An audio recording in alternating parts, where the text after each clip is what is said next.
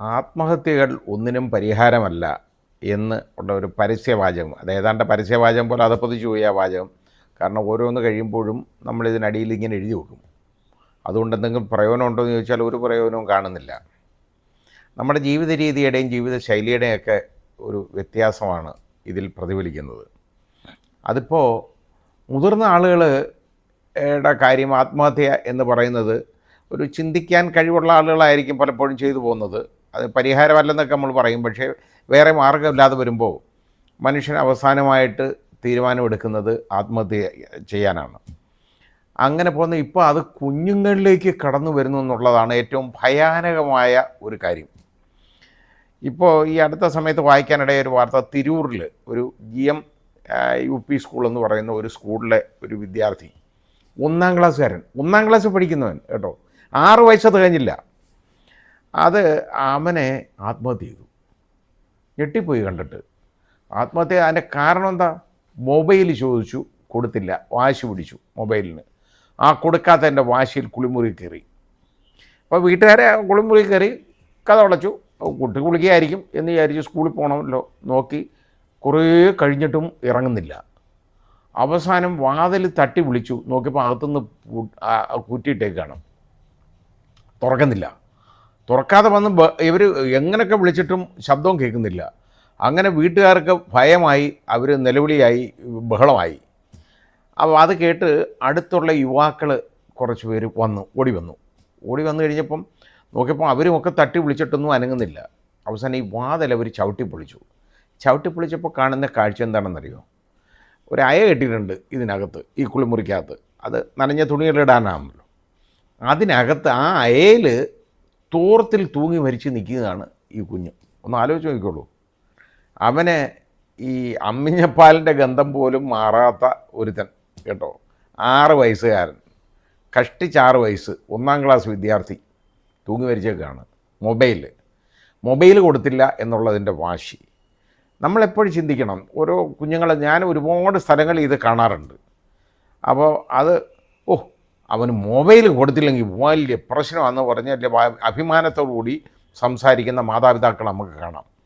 Mobile കൊടുത്തില്ലെങ്കിൽ നമുക്കറിയും വലിയ പ്രശ്നമാണ്, ആഹാരം കഴിക്കത്തില്ല, അതുകൊണ്ട് മൊബൈൽ കൊടുക്കണം. ഇങ്ങനെ ഈ മൊബൈൽ കൊടുത്ത് ഇതുപോലെ വാശി അവസാനം ഇത് കൊടുക്കാതാവുമ്പോൾ എന്താണെന്നറിയുക, ഇത് കുറേ കഴിയുമ്പോൾ ഇത് കൊടുക്കാൻ പറ്റാത്ത ഒരുപാട് കാര്യങ്ങളുണ്ടാവും. കാരണം കണ്ണ് ചീത്തയാവും, മാനസിക വിഭ്രാന്തി പോലെ കുഞ്ഞിന് വരും. അവസാനം ഇതൊക്കെ ഒന്ന് മാറ്റാൻ വേണ്ടി ഇത് കൊടുക്കാതിരുന്നാലോ അവ കയറി ആത്മഹത്യ ചെയ്യും. അതാണ് ഇന്നത്തെ കാലം. അപ്പോൾ അത് മാത്രം. അപ്പോൾ ഇത് നമ്മൾ കാണുന്ന ആഹാരം കഴിക്കത്തില്ല, ശരി, അന്നേരം മൊബൈൽ കൊടുക്കണം. ഇതുപോലെ ആണ് ഈ മക്കളെ, ഈ കുഞ്ഞുങ്ങളെ മാതാപിതാക്കളല്ലേ നശിപ്പിക്കുന്നത്. ഇതുപോലെ ആദ്യമേ ഇത് ഡിനേ ചെയ്യണം, അത് കൊടുക്കരുത്. അതിൻ്റെ സ്ക്രീൻ ടൈം എന്ന് പറയുന്നത് ഒരു കാരണവശാലും കുഞ്ഞിന് താങ്ങാൻ പറ്റുന്നതല്ല, അതുകൊണ്ട് അത് കൊടുക്കരുത്.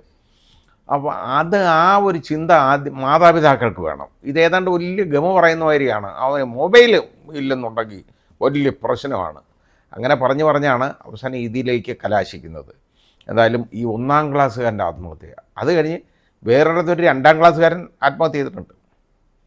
അത് മൊബൈലാണോ അതിൻ്റെ കാരണക്കാരനെന്ന് അറിഞ്ഞൂടാ, എന്തോ വഴക്ക് പറയുകയോ ഏതാണ്ടൊക്കെ ചെയ്താണ്. ഇന്ന് കുഞ്ഞുങ്ങൾക്ക് ഈ വഴക്ക് പറഞ്ഞാലൊന്നും അത് താങ്ങാൻ പറ്റുന്നില്ല. അതാണ് കാര്യം.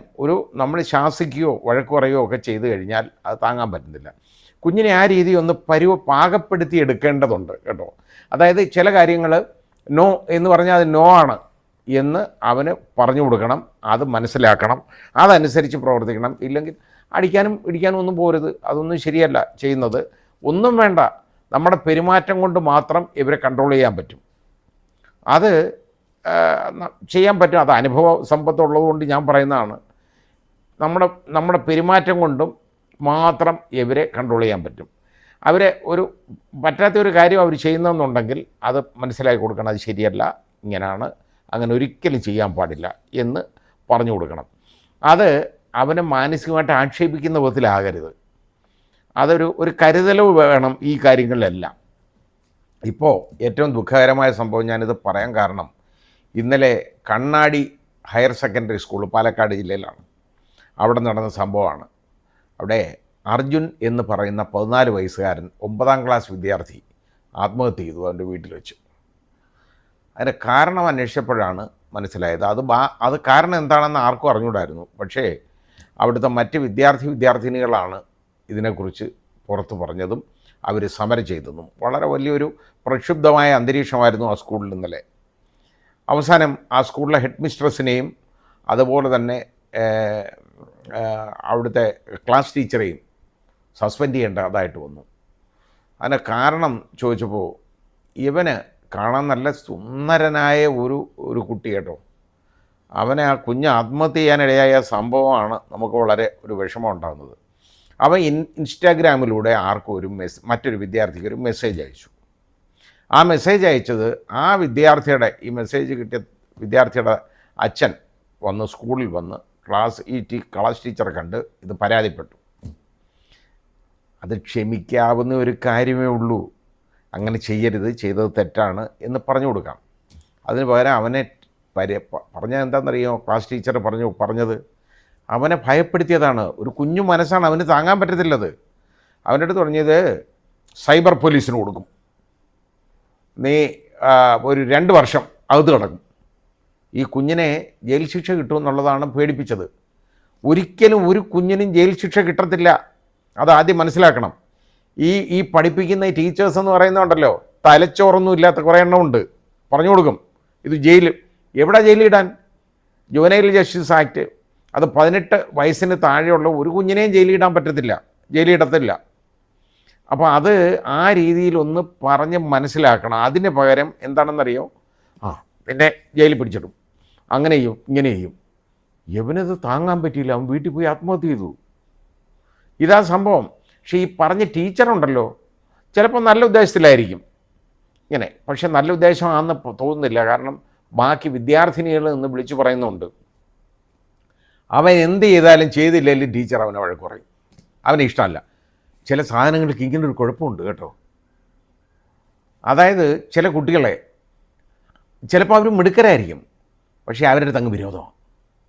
എന്തിനാ വിരോധം എന്ന് ചോദിച്ചാൽ അറിഞ്ഞൂടാ. ആ രീതിയിലാണ് അവരുടെ അടുത്ത് വിരോധമാണ്. വേറെ ആരെയും ആ സ്ത്രീ വഴക്ക് പറയാറില്ലെന്ന്. ഇവനെ മാത്രം ടാർഗറ്റ് ചെയ്ത് ഇവനെ ഒരുപാട് ശകാരിക്കും അവർ. ഇതാണ് എപ്പോഴും ചെയ്തുകൊണ്ടിരിക്കുന്നത്. എന്നും മനസ്സ് മടുത്തു പോകുന്നതിൽ കുറ്റമുണ്ടോ? കാരണം അവന് രക്ഷപ്പെടാൻ വേറെ മാർഗ്ഗമില്ല. അവന് വീട് കഴിഞ്ഞാൽ അവന് സ്കൂളാണ്, അപ്പോൾ എല്ലാം. അല്ലാതെ സമൂഹം വളരെ കുറവാണല്ലോ ഇന്ന് ഇടപെടിയിൽ. അപ്പോൾ ഈ സ്കൂളിലോട്ട് വരുമ്പോൾ അവന് ഇവിടെ വന്ന് കയറാൻ പറ്റത്തില്ല. കാരണം ഇതേപോലെ താടകയെ പോലെ നിൽക്കുകയല്ലേ, എന്തു ചെയ്യാൻ പറ്റും? അവനെ അങ്ങ് എന്തിനും തൊട്ടതിനും പിടിച്ചതിനും എല്ലാം അവനെ ചീത്ത പറയും, അവനെ ശല്യപ്പെടുത്തും, അവനെ ശകാരിക്കും. ആ കുഞ്ഞു മനസ്സാണ്. ഈ 14 വയസ്സുകാരനെന്ന് പറയുന്നത് അവനെ കണ്ട വലിപ്പമുണ്ട് കേട്ടോ, പക്ഷേ 14 വയസ്സിൻ്റെ മാനസിക വളർച്ചയല്ല അവനുള്ളൂ. അവനിത് താങ്ങാൻ പറ്റുമോ? അവനെ പിടിച്ച് ജയിലിടുമെന്ന് പറഞ്ഞു കഴിഞ്ഞാൽ ഇത് പറഞ്ഞപ്പോൾ അവൻ ഏതാണ്ട് വലിയ കുറ്റകൃത്യം ചെയ്തതായിട്ടൊരു തോന്നലോ അവന് വന്നു. വളരെ വലിയ പ്രശ്നമാണ്, നിന്നെ സൈബർ പോലീസ് പിടിച്ചുകൊണ്ട് പോവും, അത് ചെയ്യും ഇത് ചെയ്യും എന്ന്. എന്നാൽ അതിന് പകരം നീ ചെയ്തത് ശരിയല്ല, ഇങ്ങനെ ചെയ്യാൻ പാടില്ലായിരുന്നു. അവർക്ക് അവന് ഇഷ്ടമല്ല നിനക്ക്, നീ അയക്കണ്ട, നീ ആർക്കും മെസ്സേജ് അയക്കരുത്, ഇത് തെറ്റാണ്, ഇങ്ങനെ ചെയ്യരുത്, അതിനുള്ള പ്രായം നിനക്കായില്ല. ഈ രീതിയിലൊന്ന് പറഞ്ഞിരുന്നെങ്കിൽ അവൻ ഈ കുഞ്ഞ് ആത്മഹത്യ ചെയ്യോ? അതിന് പകരം അവനെ ഭീഷണിപ്പെടുത്തി, ഭയപ്പെടുത്തി. അവന് ആ കുഞ്ഞു മനസ്സിന് അത് താങ്ങാൻ പറ്റുന്നതിനപ്പുറമായിരുന്നു. അവൻ്റെ ചിന്തയെന്ന് പറയുന്നത് അവൻ ജയിലിൽ കിടക്കണം, അവൻ്റെ അത് ബാക്കിയൊക്കെ അവന് ചിന്തിക്കാൻ പറ്റുമോ?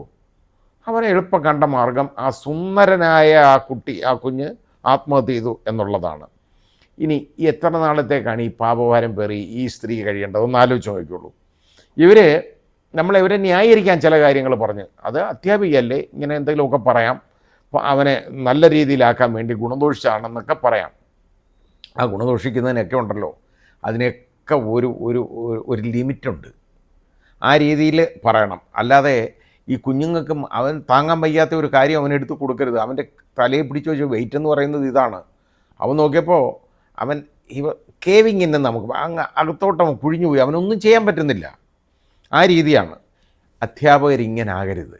ഞാൻ പറഞ്ഞത് എന്താണെന്നറിയോ, ഒരു സ്നേഹത്തോടു കൂടി ഒന്ന് പെരുമാറിക്കോളൂ. ഒരു കുഞ്ഞിനോട് എന്തിനാണ് വിരോധം കാണിക്കുന്നത്? നിങ്ങൾക്ക് എന്ത് കിട്ടും ഇതുകൊണ്ട്? അത് അറിഞ്ഞുകൊണ്ടൊന്നും ചെയ്തതാണെന്ന് ഞാൻ വിശ്വസിക്കുന്നില്ല.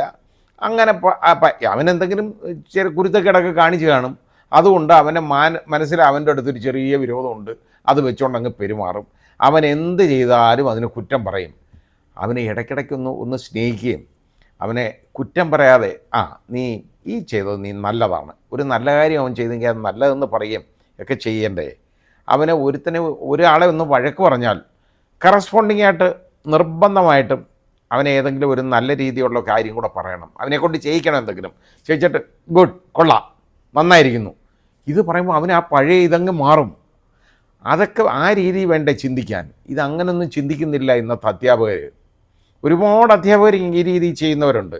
എനിക്കൊരു ഉദാഹരണം പറയാനുണ്ട്, പക്ഷേ ഞാനത് പറയുന്നില്ല, അത്രയേ ഉള്ളൂ. കാരണം ഇത് വൈരാഗ്യം വെച്ച് പെരുമാറരുത് ഒരിക്കലും. കുഞ്ഞുങ്ങളല്ലേ, അവരുടെ അടുത്ത് എന്തിനാ വിരോധം? അവർക്ക് ചിന്തിക്കാൻ കഴിവില്ലാത്ത പ്രായത്തിൽ അവരെന്തെങ്കിലും ചെയ്യും. അതിന് പുറത്തു കൊടുക്കേണ്ടത് ആരാ? നമ്മളല്ലേ. അത് പലപ്പോഴും മനസ്സിലാക്കുന്നില്ല.